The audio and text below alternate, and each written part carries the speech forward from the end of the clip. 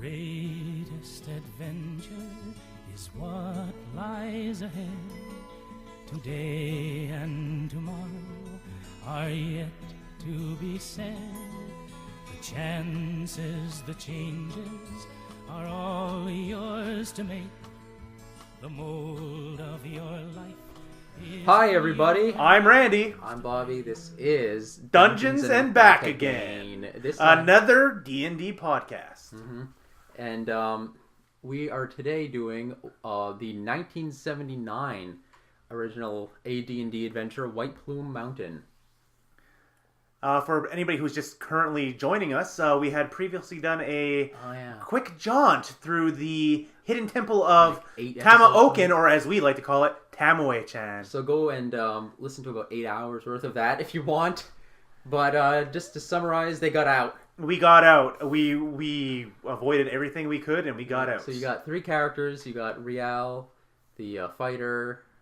Cair, the mage thief. The mage thief. Which I don't know how to level up. And Myra, the cleric. Yep. And well, don't worry about the leveling up because we actually exited that care. dungeon with almost nothing. Yep. And you didn't really fight too many things either. No, we didn't fight a lot of it. You yeah. killed like 2-3 things with that ring. I talked to everybody and everything. So, this one is going to... Hold on, let's stop that noise.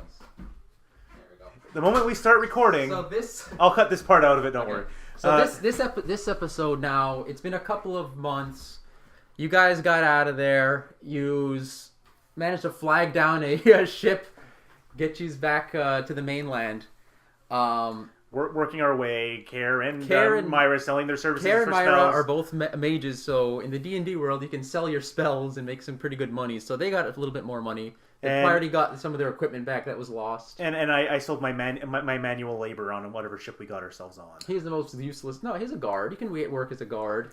Yeah, we're a deckhand. Well, all 3 of you did, but yeah, sort of. But he... Well, no, I mean, I'm assuming you cast a few spells to help out the ship to get there, and then once on the mainland, you continued to sell yourselves out as... But suffice to say, spellcasters. We made a little bit of money, and we're able to resupply ourselves with the basics of things. So you got all the basics you want, anything that's on there on your character sheet, as well as any other random items you want to buy that was on your sheet, which you don't care about. Yeah, it's like we're cares? resetting it back to 0 from when we started our last adventure. So for who now. cares? So these were looking for work, except for some special items that we kept because these were looking for work. And you had heard a rumor. So here we have. So here you have you'd heard of a job. So basically, to make a long story short, 3 really rich people got robbed of these magical weapons. They're called Wave, Whelm, and Black Razor. I'm kind of disappointed they didn't go with the alliteration there and have something else. Rack Razor? Something White better. Razor? White Razor would have been better, maybe? I don't know. So yeah, they all disappeared from their vaults in the city of Greyhawk, the only canonical D&D world, Greyhawk, which is where this takes place. So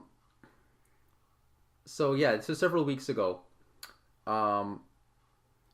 so they disappeared from their owners in the midst of the city of Greyhawk. Rewards were posted, servants were hanged. Even the sanctuary of the Thieves Guild was violated in the frantic search for the priceless arms. But not even a single clue was turned up until the weapon's former owners, who are all wealthy collectors, each received a copy of a note, which I'm not going to read because it's long. But basically, it was telling people, come and get them, signed the Great Wizard Caraptus.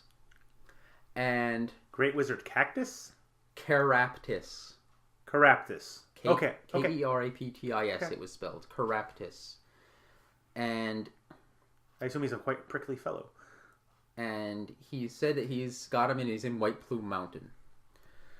So today, the owners of the 3, so you talked to these 3 guys, which we don't really have to role play, but basically we'll fast forward through it and say, you heard about this, you heard about the job at the inn or wherever.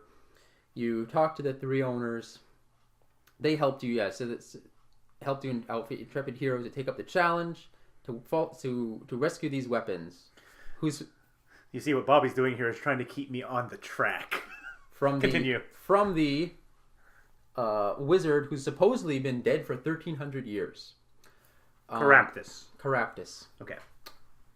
And they've promised to grant you whatever you desire if you can bring these weapons back. That's within their power to do so with all their great wealth. So, you set off on the trail. You go to a little town called River City. Called outside of. It's like Brooklyn town or something. No, you go down there. It's a town in a mountain by the only river there, and it's called River City. Okay. It's a callback, and the mayor of the town is named Porkins. God.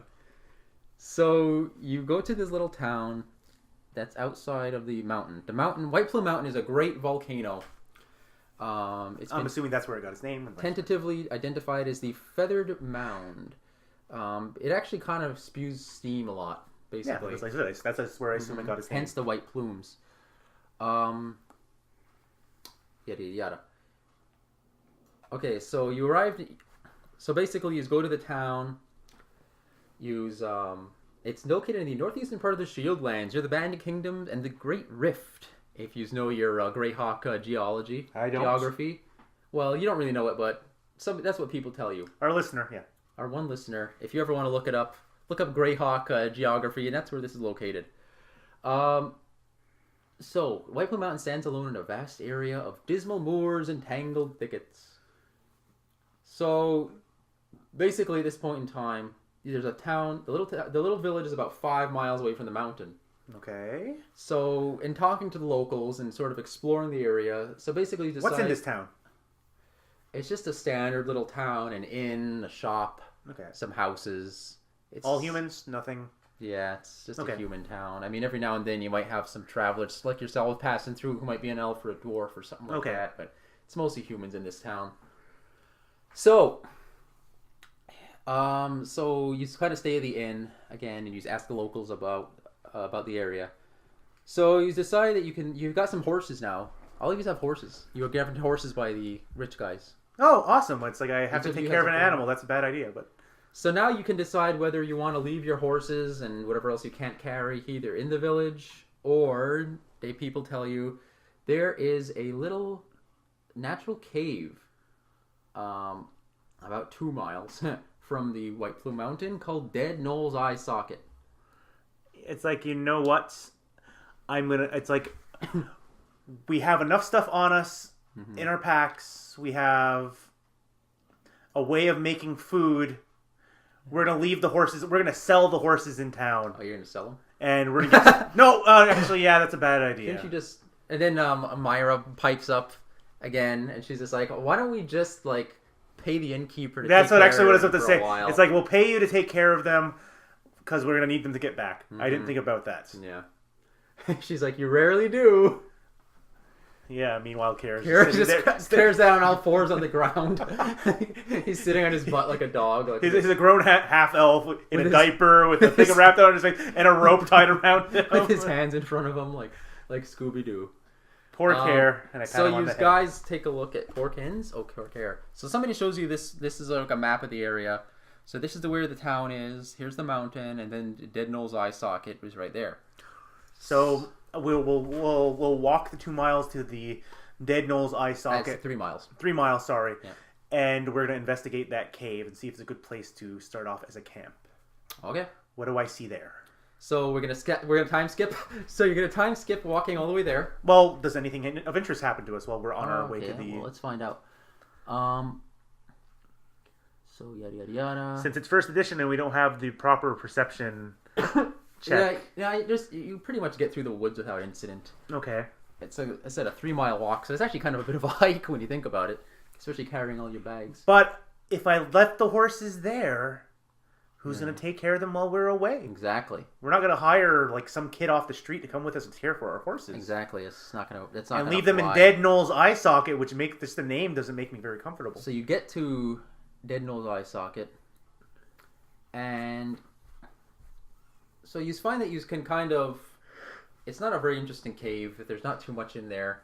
But you find that you can kind of, via between what you have in the surrounding area and what Myra and Cair have in terms of spells, you can probably make a fair little barricade or door out of the front to at least keep the unintelligent wandering monsters out. Okay, so that's a good place for us to start our camp. Yep. What time of the day are we? Well, how long does it take to walk 3 miles? Well, I am assuming. I'm gonna go ahead and say you should probably getting late in the day. Maybe you should. It's like I'm you just probably Myra's just like maybe we should leave in the morning. We'll make camp here. Yeah, I was gonna say average. Cair's like I got some fire speed, if you want to make a average walking speed. Want we make a fire? Cair says. And I'll be like, put some clothes on. Apparently, the average walking speed of a human is roughly 3.1 miles per hour, and that's just a walking speed. So we got there within a little over an hour. 3.1 miles an hour. Yeah. Okay, so then you got there in an hour. But you were going through rough woods and shit, and yeah, but it's like this is the average slow. All right, she's walking. like, so you want to go there today? That's why I'm trying to find out what time is. Like, what I'm gonna go and say by this time it's like afternoon. So it's afternoon. Let's say you left in the morning. And well, we looked at our map. How far are we from the? Is there an entrance to White Plume Mountain, or are we going to have to explore this mountain on our own? Oh, you'd have to explore it a bit, but I said according to what the locals said, you kind of got the gist that it's on the same side as Dead Knoll's Eye Socket. Okay, so we're gonna locate the entrance, and we're gonna see how long that takes. Okay, so I'll just read you some more flavor text here. White Plume Mountain, as you observe, is an almost perfectly conical volcanic hill formed from ancient still lava leakage. It's about, according to your estimates, about 1,000 yards in diameter at the base, rises about 800 feet above the surrounding land. The white plume that comes out of it gives the mountain its name and fame. That gives it its name and fame is a continuous geyser that spouts from the very summit of the mountain another 300 feet in the air, trailing off into the east under the prevailing winds like a great white feather. The spray collects in depressions downslope and merges into a sizable stream. Okay. So you kind of poke around. You notice that there's steam vents in various spots on the slopes in the mountain, but none of them are actually large enough to allow you entry. So according to what you talked to about in the village, you heard that the only possible entrance that's known entrance into the cone is a cave on the south slope known as Wizard's Mouth. Okay, so we look for Wizard's Mouth.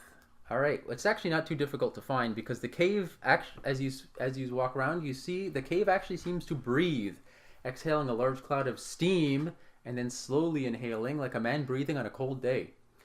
Each cycle, as you stand there and watch, each cycle seems to take about 30 seconds. Also, as you approach the cave, you hear a whistling noise coinciding with the wind cycle. If it were not for the continuous roaring of the plume, the whistling could have been heard from a great distance. Okay. The cave is about 8 feet in diameter, and you look into it. Yeah, we're gonna look in, but my question is like how strong is the burst of air coming out of it? Is it enough to push us back if we try to enter? Well, the air is sucked into the crack at great speed, creating a loud whistling and well, you don't have any. It's the daytime. It creates a great whistling. Shortly, the rush of air slows down, stops for about 2 seconds, and then comes back out in a great blast of steam. The steam is actually not hot enough as you send Cair in. Yeah, as we send Cair in on a rope. On his rope, he finds that the steam is not hot enough to scald anyone who keeps low and avoids the. So basically, if he just says, "Hey, the steam's not so bad. It's just kind of warm." Ruff, ruff, ruff, ruff, ruff, ruff. Yeah, you know what? This demeans us both. It's like Cair is a normal. He's totally fine. He's still on his rope because this is the tactic we haven't. He's done. He still has his stupid shawl on that really badly needs a wash. That's the one thing. But he's wearing clothes, not in diapers, not a dog. Yeah, that was it. I was taking that as a joke. I know, but I'm thinking right now, I'm like, this is really ridiculous. It's like and he's half really elf dehumanized. And I could see other half elves or elves trying to kill us if we actually kept going with the idea that it's a dog. So he says the steam's not really hot enough. He says the steam's not hot enough to scald you, but it does kind of make it very obviously hot and uncomfortable. Okay. How is the lighting situation in there? It's like a very hot sauna. interrupted by blasts of cold air. No, so it's coming light. out. Light. Yeah. Like, can he see well in there? Do we need to light a torch before we head in? Does he need to cast light on his dagger again? Well, as he says, I don't think a torch is going to stay lit in this place, so he can cast light. Yeah, it's like, I'll ask Cair, I need you to cast light on like, your dagger. On it. So he gets his light going. So we're gonna Myra and myself, Rhial, are gonna follow him very low. He's going there to the cave. As I said, the cave's about 8 feet in diameter and about 40 feet long. As he's walked through. At the end of the cave, it said he's going. You see that near the roof is a long horizontal crevice, about a foot wide. That seems to be where the air is being sucked in from. So the ceiling and walls of the cave are slick with a condensed steam which runs down them. The floor is covered with several inches of fine muck. So at the back of the cave, you find more muck. Is it like a very thick? Would we be able to dig through it?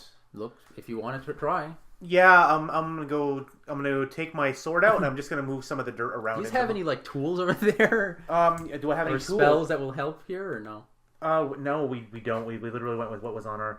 As I said, I would have allowed you to prepare any spells you wanted that was on their lists. Yeah, no, actually, I had already done that. But let's see. I think one of them had. Because I don't know how wise it is to really be using your sword as a scraper, unless you're using a spare sword.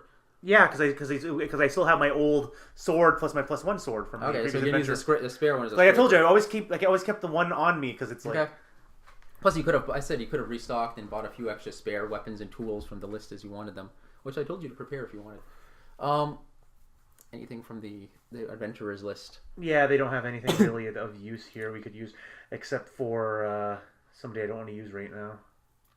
Whatever. But anyway, so you're going to use what, old swords and stuff then? Yeah, it's like is the muck like hot? It's like, is it going to hurt me if I touch it? Then I'm going to use my hand. It's like I'm just going to dig through it. Okay, so careful probing of the muck to the back of the cave reveals. So if you dig through this muck a bit and you find there's something hard. Okay. Within a few inches. The back of the cave reveals a small square trap door with a rusted iron ring set into it. Hey, Cair, take a look at this door. Any trap that I should be worried about? He says, nothing I can see. So I'm just going to pull the trap door and just go boop. I'm gonna tell everybody to stand back. I'm just going to pull the trap door. What's your strength? My strength, Rhial's strength is 17. Okay, well, the door doesn't open. Really? Yeah. So... Really? I have a strength of 17. It's stuck.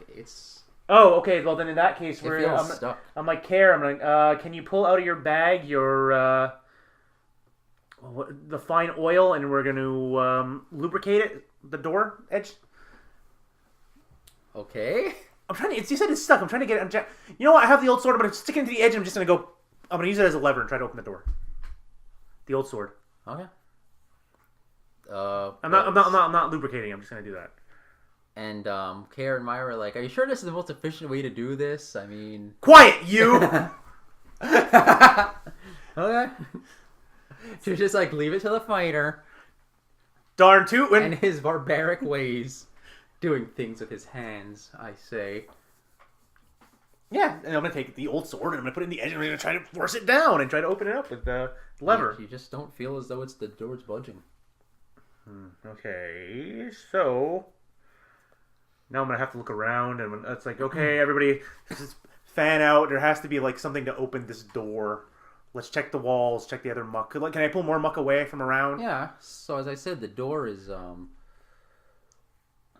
that's it. That's pretty much what I described to you. Yeah, there's only the door. It just says it's a square trap door with a rusted iron ring set into it. Which I pulled, and nothing happened. And like I said... But it does feel like it's just... Like, it's just a stubborn, stuck door. And that's why I'm trying all this stuff to open it. Well, you didn't try that. Cair's like, you didn't really try that much. I pulled it. Yeah. I used it as a lever to open it. It's not a magic door. You're not going to use knock on it. Are you sure about that? Oh my god, it's a freaking magic door. He's just like, are you familiar with the way the knock spell works, oh fighter? I mean, we know you're not all that bright, but... Hey, when I'm this charismatic, I don't have to be bright. But anyway, if you look at this description, lock can actually open any door. Yeah, one segment open, barred, locked, or stuck doors. No, okay. They just look at each other, they're like, ah, silly fighter. This is why you don't get your hands dirty.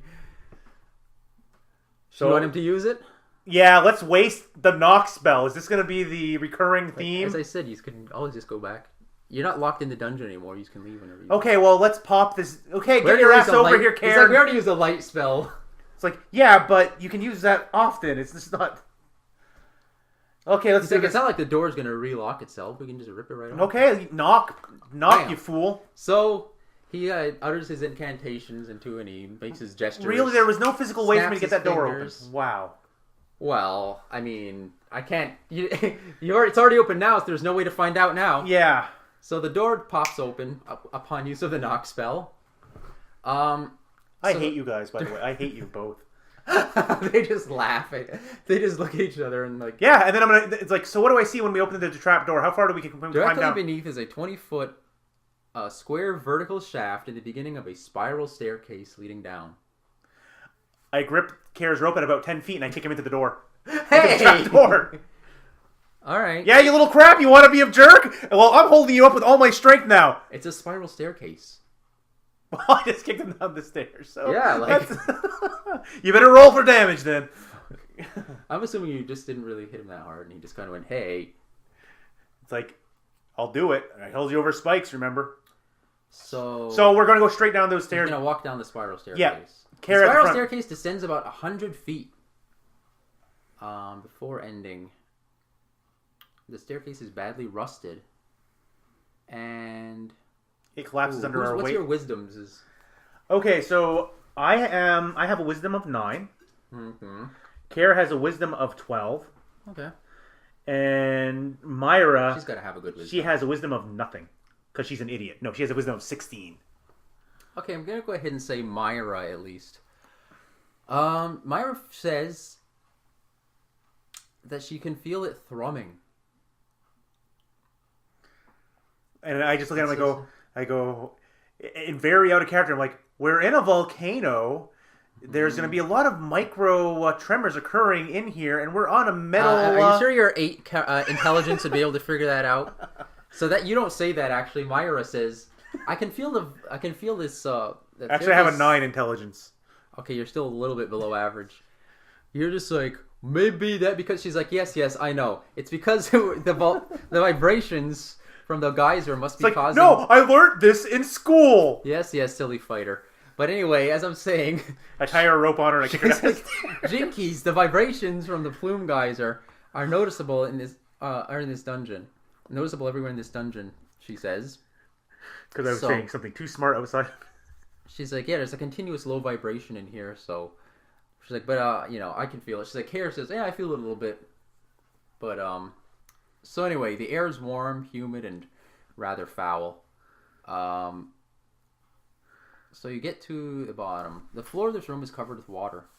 Floating in the water are patches of green and white subterranean algae.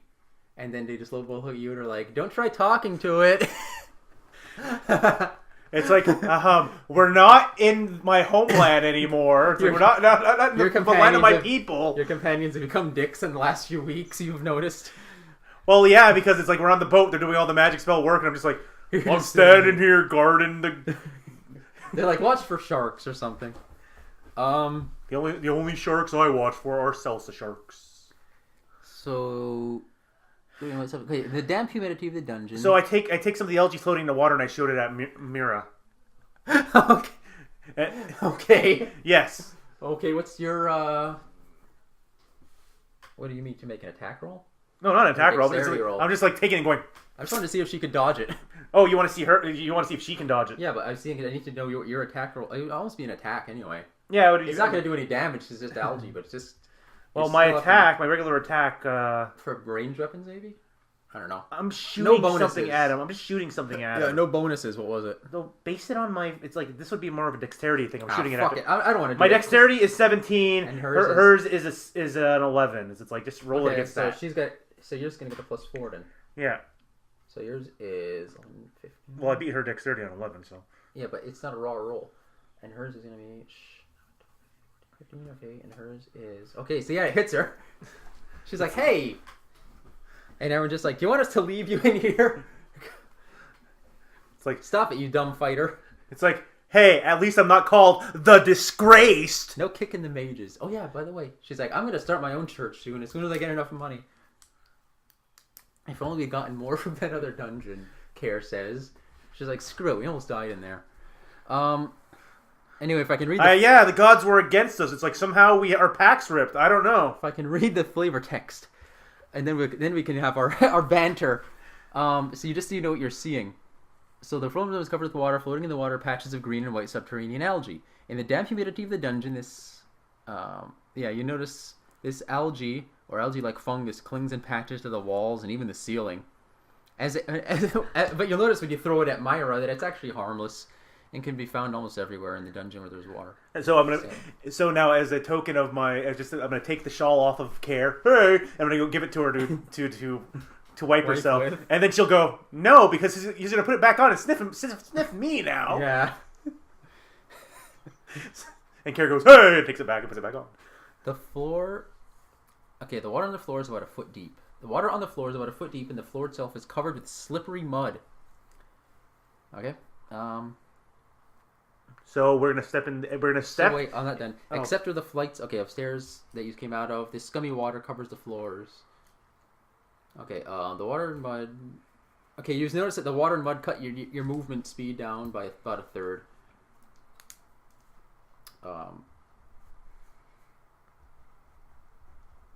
Okay, so anyways, does anybody have a stick? I'm gonna go ahead and say one of you schmucks. Cair bought himself a 10-foot pole back at the. I like that band. Well, anyways. And you can have one too if you want.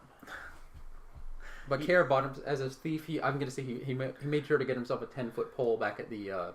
So he's been carrying around a 10-foot pole this entire time? Yeah. Yep. You understand how big a 10-foot pole is, right? Yeah. It's about... Nearly twice my height. Yeah. Not that tall. Yeah. Yeah. So... But it's on the list of official Dungeon Master's Guide items or whatever the hell it is. Player's handbook items. Okay. He's like, this is going to come in handy, trust me. So Cair notices as he walks in front, he's got the pole in front of him and he's kind of probing the water with it. He's like, I'm going to make sure there's nothing, we're not falling into any pits or anything stupid here. Do your job, thief. This is my job, he says. I said do your job. So it hesitates continuous probing in the floor by the party as you advance. You notice, though, it's very difficult to keep silent because you're splashing pretty much as you walk. Yeah, and we have to walk slowly because it's slippery. Run without falling. We're not running, we're walking. Okay. Walk, don't run. So as I said, this floor of this passage, the first room is covered in this warm, scummy water. Now I'm going to read you some more flavor text, so you don't have to keep asking. All corridors in this dungeon are 10 feet in height. And have been carved in some places, seemingly melted through solid rock. Okay, that would probably be because of the lava flowing through these tunnels, creating natural caverns. Shut up! You're not smart enough. Mm-hmm. You're not smart enough. You don't have the intelligence for it. You know what? I'm starting to think that Rhial might have a thing about volcanoes. It's just like the one thing he's really well versed in is volcanoes. Well, he used to live near a volcano, right? Sacrificing to their gods. Ah, the good old days. Yep. So. This is 2. Ignore all things outside. We don't need to know about that. Yeah, they only come out when we start recording. Okay, so you go down a hallway, and it makes a left turn. And you're still in a hallway. So I'm going to go this way here, and it's like... So yeah, you started like... Let's say you start, yeah. Bottom of the stairway, and just went this way. Yeah, so that actually just goes up. So you just went down there, and you're turning this way, right? Yeah. Yeah, so that's it. So you got your good ghetto... 1 now? Yeah, just give me an idea of... you don't need to... I said you don't really need a detailed map. So, you get to you turn to the left. A rather mangy, bedraggled gynos... Bedraggled? Bedraggled, yeah. Bedraggled gynosphinx squats in the water in the middle of the intersection. Oh, great answer. Again. I implore you to let us pass. So a house without hinges, key, or lid, but golden treasure hides within it. What am I? yeah, as you guessed, so the Sphinx looks at you and It's like, why do you tell me a riddle? Yeah, this is it. I gave the Sphinx a riddle. It's like, here. I gave the Sphinx a riddle. She's just like, I do not answer your questions, you filthy human. You will answer mine, or you will not pass. She says. But not until you answer my question. House without hinges, key, or lid, but golden treasure hides within. What am I? She's just like, one of those bird eggs. Correct. Now then, your turn. We're playing riddles right says, now. Listen carefully. Round she is, yet flat as a board.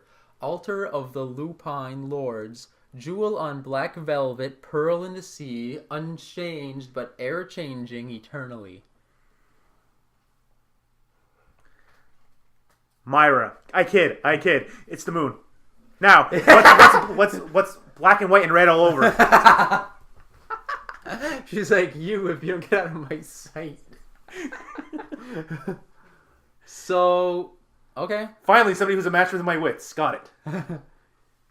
So, okay. So, you noticed well, you don't really notice anything, I guess. So, Cair Let my answer right. Cair and Myra notice that a wall of force that is in front of her has sort of been lowered. She says, Myra's like, maybe Cair actually would be his department. He's like, there was a wall of force up. And meanwhile, they're like, wait, why is he answering the riddles? Yeah, I'm actually going to go ahead and say I was like, maybe somebody with smart, higher intelligence. But... No, I'm doing it. Okay. You got good at charisma, but your intelligence is rather dismal. Yeah, I know. So now your path forks 3 ways. Now you got a straight, a left Y, and a right Y. Nope, a Y. Oh. Yeah, like that. So you can scratch out those ones on the sides. So now you decide which way we go. And I just look at the Sphinx and I go, I thank you for this game. And I go to the down the right Y. You're going down the right one. All right. So. I was trying to think of another riddle to shoot at. A grasshopper walks into a bar, and the bartender says, okay. Oh boy. We should be doing like the whole like which things. roll You'll edit it later. Well, really quickly, but it's. I'm not going to scrub it completely, but I'm going to listen to it real quickly and cut out some stuff like this. Okay. Basically, So wherever I you see these long. So you start to walk. So we start to walk, and oh boy, again, Cair's out in front, and he's got his stick, and he's poking. He's got a stick and he's got a rope. Yep. And I'm gonna go ahead and say, that was pretty shit. All right. So. Yeah, it's just again. It said this water covers the floor still. These are let's continue to. Actually, I'm gonna look at this thing here. Oh, there it is. Okay. All right. So basically, since he kind of failed, you notice something strange going on. Yep.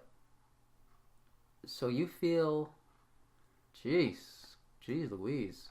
So yeah, again, you know what? All these silences, I'm not doing any editing. Just keep rolling. You feel, all of you, as you walk through the water, a burning on your feet.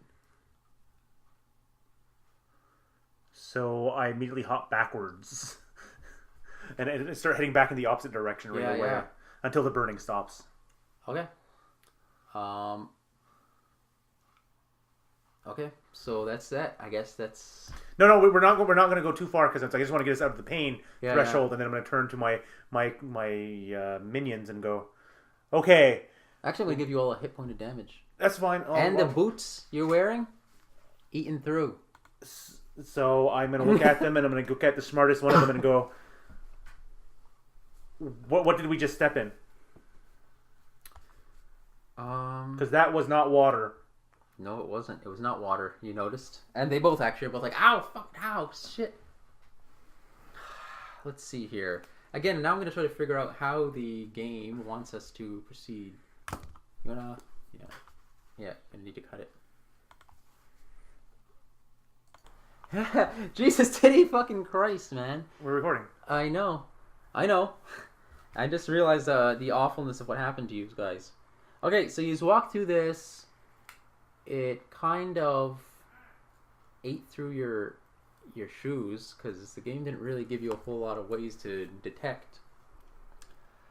I would have thought that if he's using his 10-foot pole that we suddenly wound up with, that the pole would have been started to disintegrate upon contact with acid before we got to the point of getting our feet stepped on.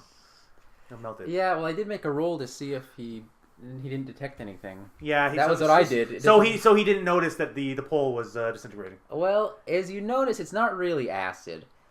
Let's see here. It eats my host. Oh my god. Okay. I don't know if I want to just kill you off right now, but... Well, just keep... where it rolls. I made a bad mistake, that's it. Yeah. Again, I said the game was pretty ruthless in not letting you do anything about it, so I think I'm going to kind of give you a bit of a break on this one. No, to play it straight. Okay. Play it straight. So you notice, the dumb fighter, notice that Cair and Myra start panicking a lot. And you see, audience, I'm too dumb to panic. That's why I'm a fighter. Yeah. So they start to panic. Yeah. So they start panicking and yelling green slime. And I just look at them and I go, Yellow Moon! Yeah. Jeez Louise. So how do you deal with this? I'm just going to go ahead and assume that at least Cair probably has some... Well, Myra would too, because she's been trained in healing. About it. Attach itself. So what's this context of green slime? So, what is Myra's spells right now? You want all her spells, or you just want me to read her healing spells right now? Cure light wounds. Resist fire. Dispel magic. Actually, I gotta double check because I think in that thing I replaced the dispel magic with cure moderate wounds, and then she has neutralize poison. She doesn't have cure disease, I'm looking at what we had. Yeah, because it's like I have to go back to what we did because I removed the dispel. She actually has create food and water. And then her number 4, instead of neutralize poison, she has cure a serious wound. We don't have any cure disease. No, remove disease? No, just cure disease as her level 4. I mean, cure disease. It says cure disease there? Yeah, I could... Okay, that's probably the same thing. Yeah, cure disease. I could have had that instead of... Because I have remove curse. But right now, currently... But do you have cure disease on here? I don't have it one loaded? Okay. That's the thing, is she doesn't have it loaded. Okay. Because I only have create food and water. Oh my god. Oh my god. So, God damn it, man. I mean, I did roll to give him a detect. I feel like I said, I have no problem. If this is the end of our plucky group of adventures, that's I feel like we went through all this for nothing. I feel like that's fine. It's like it just means that we weren't up to the task if we died here. Kind of. I'm just looking at it. I'm just like. Our audience right now is having a breakdown because he may have just killed the party in our inaugural episode of White Plume Mountain, an adventure he really wanted to play. We can always roll new characters. We will, but that would occur next week, and I would actually have to start doing voices. I might just play like this the entire time if it doesn't destroy my voice. Mm-hmm.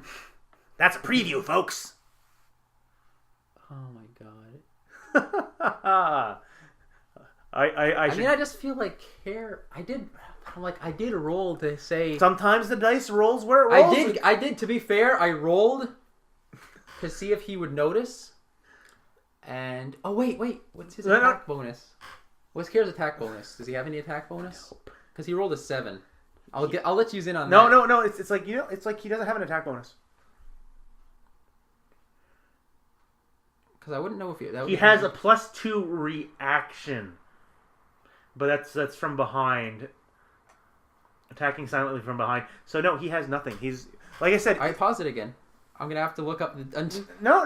Read what you roll. It's like it's. I made a dexterity roll. His dexterity roll? Yeah. I made a dexterity roll on him. Oh wait, what's his bonus? He doesn't have a dexterity bonus. Yes, he does. He's got like a fucking 4. He's 17. Yeah. Yeah, so that's a +3, 4. I think. 4, I believe 3, so. 3, right? I Plus believe 3. so. Yeah. But just hang on a second. It's like that actually gives him a +3. That gives him a 10.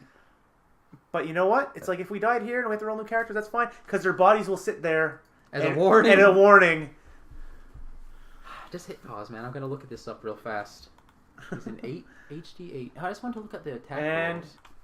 All right, so I'm looking at the rulebook desperately. So I'm gonna read you the text here to tell you pretty much what happened, because I think this might be the end. And this is pretty ruthless.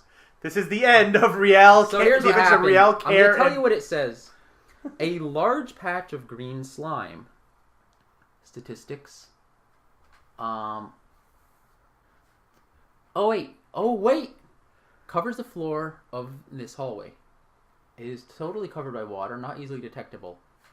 It is totally covered by water and not easily detectable. Characters may walk through it and not even notice they have done so until it has eaten through their boots and started on their feet. I made a roll for Cair. He rolled a 7. I kind of determined that this would be like more of a 10 thing plus maybe for him to detect so Cair didn't notice. And I just wanted to know if there's any kind of a bonus that would have helped here, but I don't think it would have really helped. Because I feel like it would be more of an intelligence to spot it. Stop trying to justify it, because his intelligence is... So Cair rolled pretty poorly. So I was looking at this, I'm like, oh, this is nothing. So here's what happens. I apologize that we've broken kayfabe here, and we're actually talking the actual mechanics of the game instead of playing. Well, I don't think we're playing anymore. We're dead. We died. No, here's what happens. I'm going to determine that Myra and Cair know this, because again, they're freaking out, and they're yelling. Myra's a healer, and I yelled out yellow moons. Myra's a healer, and she has worked with healing before. And you said she has a remove disease spell, but she doesn't have it. You didn't set it on her. Yeah, because I didn't think about that as a Cair also, as a mage, has worked with magical things before.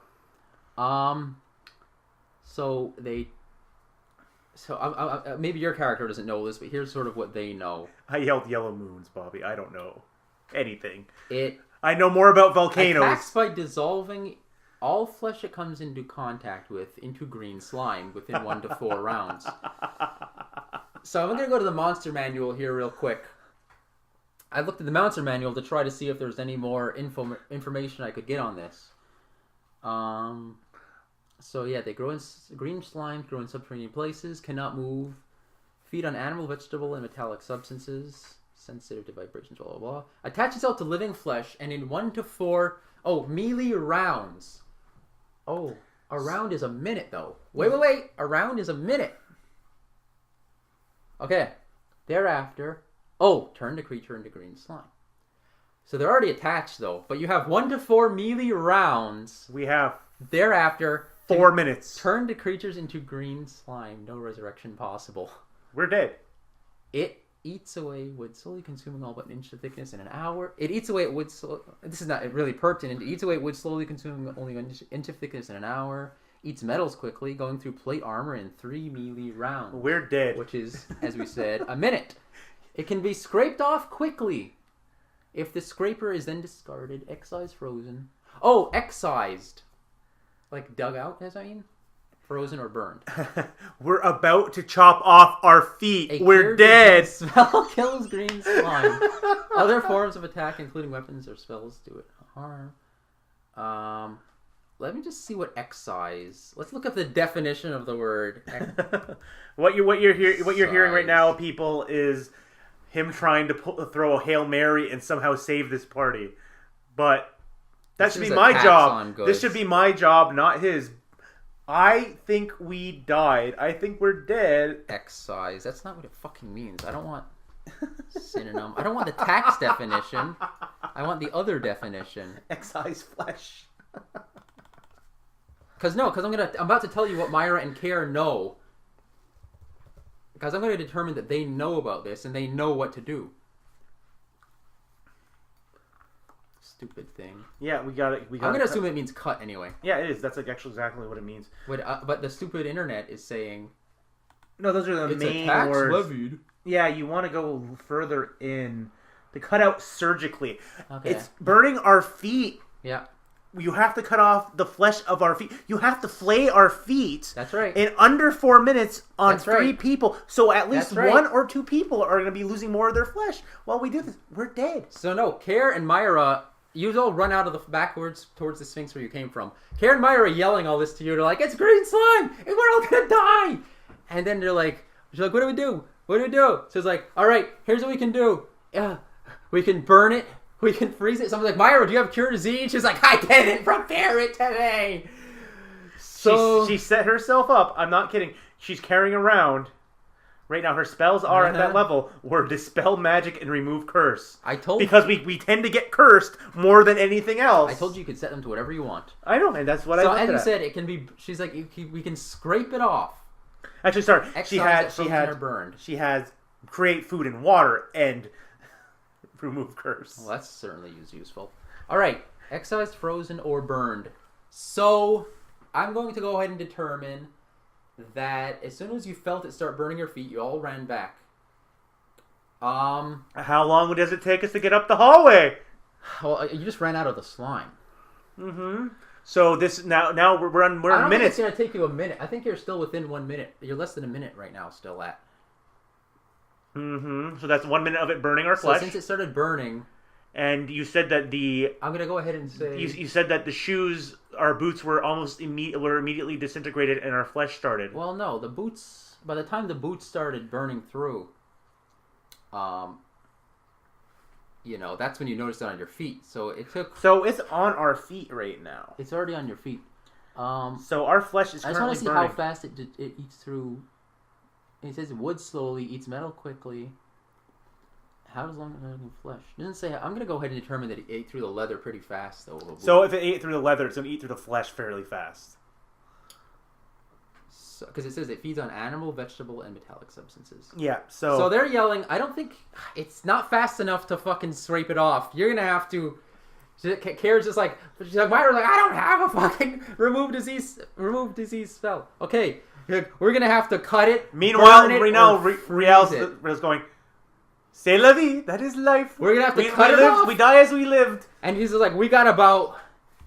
actually... We have maybe where's about... my 1d4? We have maybe about... Yeah, you want to see how many minutes we have left? No, I have to roll for all of you, suckers. But I'm going to go ahead and determine it's only been about 10, 20 seconds so far have elapsed. He's like, we're going to have to burn it, freeze it, or cut it off now, or we're going to die. So does he have any fire or ice spells on him right now chambered? Nope. He has Fireball. That's all he has, and that's not even his spell. Sorry, he doesn't have that one. We bought another Fireball spell. No, it's a learned spell. Yeah, he doesn't have anything to burn. No, does he have it? Does he have any fire spells on him? He has Magic Missile. That's it. That doesn't count as a fire spell. Where? He has Magic Missile. Yeah, but look through all his second and third. Nope.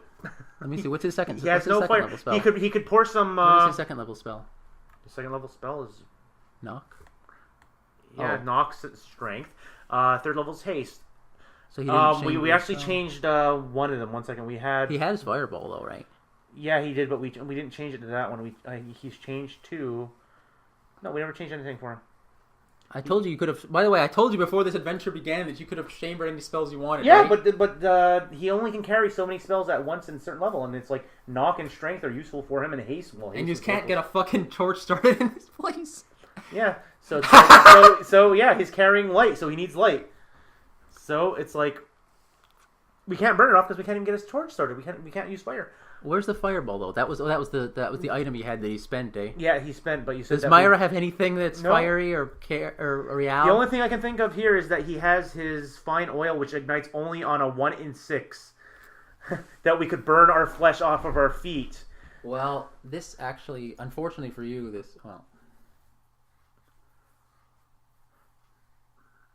I think we're dead. Yeah. So So since you don't have any fire or ice on either of those two schmucks? Nope. They don't burn things. And it's going to take too long for Rhial to start setting tinder. All right. Well, Which we can't start anyways because you said that it doesn't... Well, let me read through that flavor text again. Oh God, we're in like... Okay. Bury me with my stuff, which is going to be eaten anyways by the green slime I'm about to become. All right. Oh, wait! What? Read it all, but don't read it for Rhial. Read what? Read the death of Cair and Myra. Okay. That's 3. This is Rhial. 1 round. 1 round Rhial, okay? Yep. 2 rounds Myra. 3 rounds Cair. Okay? Just fast forward to the end here. Within minutes. So within the first minute. Okay. Oh, God. See, I told you to remember everything you've got, man. Okay. I gotta open that one up again now. I gotta open that shit up again, though.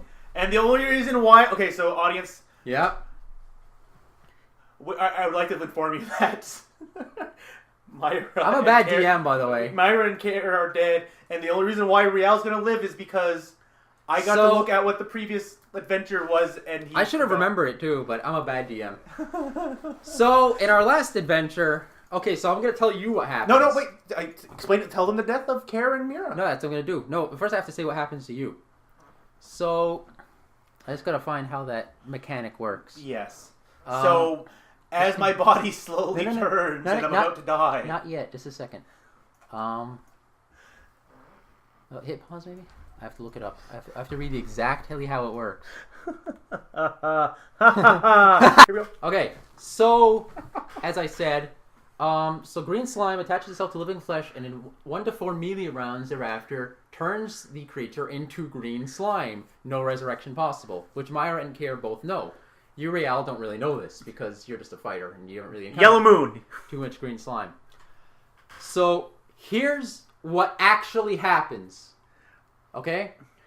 The second your feet started to burn, then, okay, you were knocked backwards towards the Sphinx.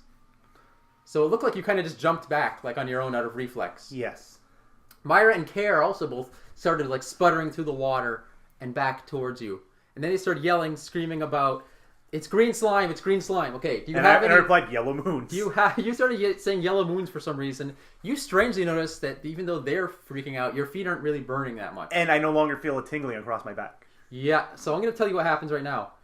So, and then they said, do you have any cure disease spell? No. Do you have fire, ice? No, nothing. We didn't prepare to write spells today. So, I'm going to tell you... And I look at him and go, quick, pass me your packs. Unbeknownst... No, you can't metagame.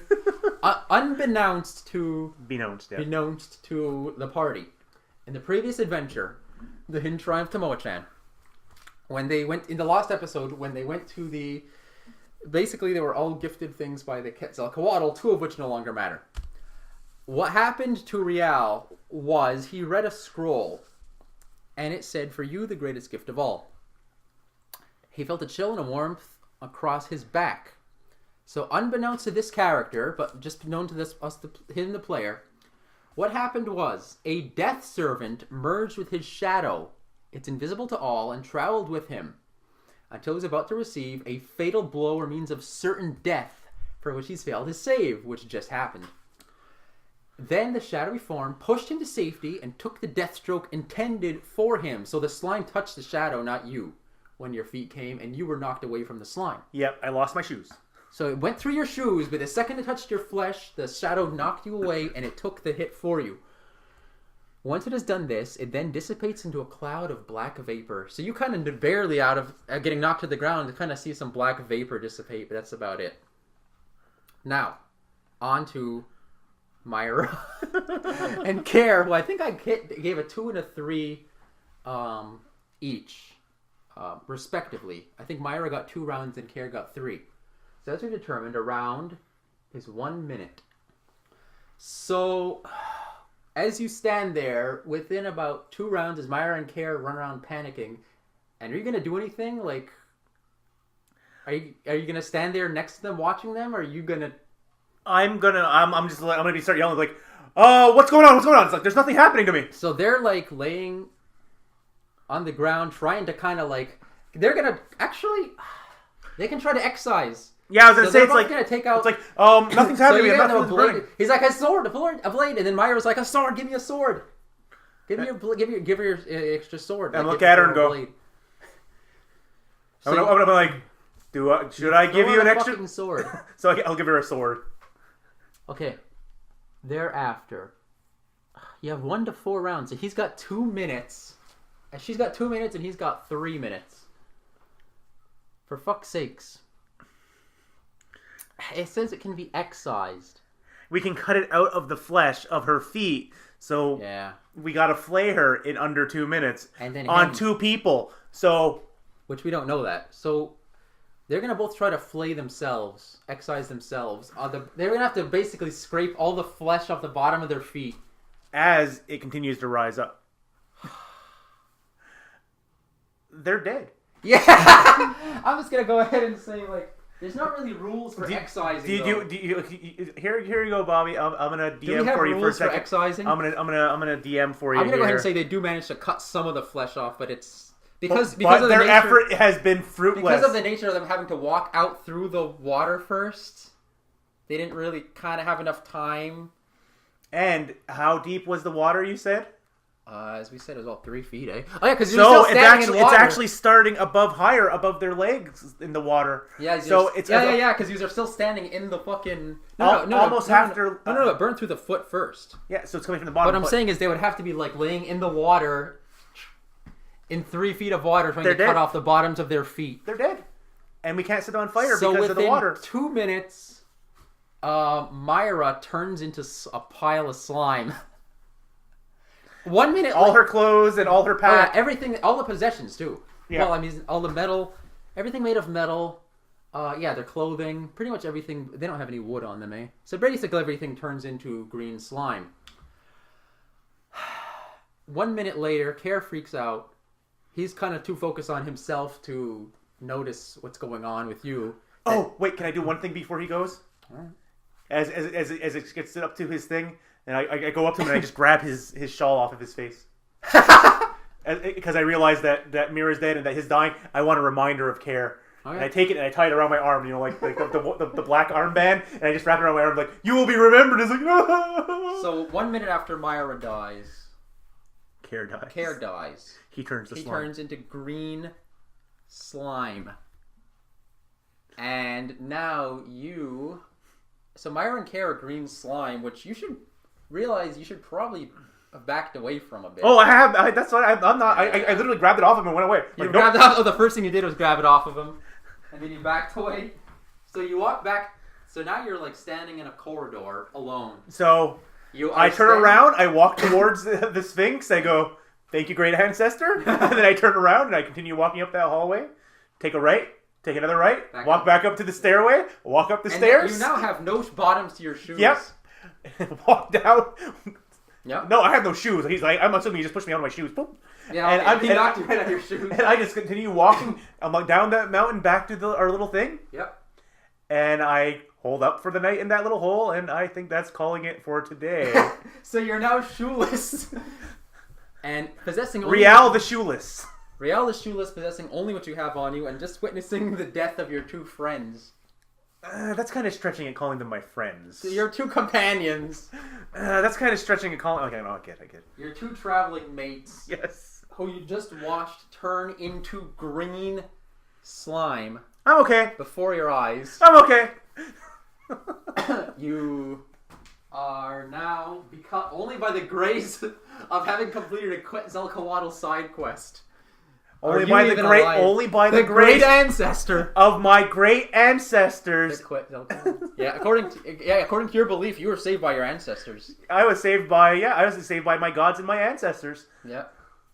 So that's it. You're gonna settle down for the night. I'm gonna settle down for the night, and I'm gonna So that's I'm gonna go into my PTSD, rocking back and forth, and then I can't sleep. Colin's gonna eat me, and then next week I'll be recruiting some new party members. You're gonna have to because, as we've said, Cair and Myra are now turned into green slime. No resurrection possible. Yep. That's what it says right here in the official monster manual, page 49. I'm putting a green big slime. X on this hallway saying, nope, don't go down here. As far as you know, yeah. But you can tell other people about the green slime. Yeah. But as far as you know, that's bad stuff. My little map says Myra and plus Cair rip. And there's nothing left of them besides besides the rag that you dragged off your friend's face Before it touched it, yeah. Like, as no, he sorry. was struggling to try to cut his own feet open how many feet of water was it again? Let's 3 feet. look at it. You said 3 feet. I know, but I don't know if I said it right. Stand dungeon features. Oh wait, here it said it at the first beginning of this one. The staircase, yada yada yada. Okay. Lamps, the floor covered with water. Oh, it's about a foot deep. Okay. Oh, sorry, a foot deep. So, Yeah. oh well. And slippery mud below that. Oh well, they're all dead. So yeah, about that high was the water, as they were sitting down, like trying to cut their own feet open in a foot of water Oh my god. with all algae in it too. So this has been the Dungeons and ruthless- Back again. At least one person I'm Randy. came back This again. is Bobby. We'll see you next week They with are a brand irrevocably lost. They cannot be revived. They made it all the way out of Tomoa-chan for this. new. We survived one of the hardest dungeons for this. No, that No, that wasn't that hard of a dungeon. That wasn't one of the hardest dungeons. But yeah, thank you and goodbye. Yeah. The greatest adventure is what lies ahead. Myra and Cair. Oh boy, are they dead.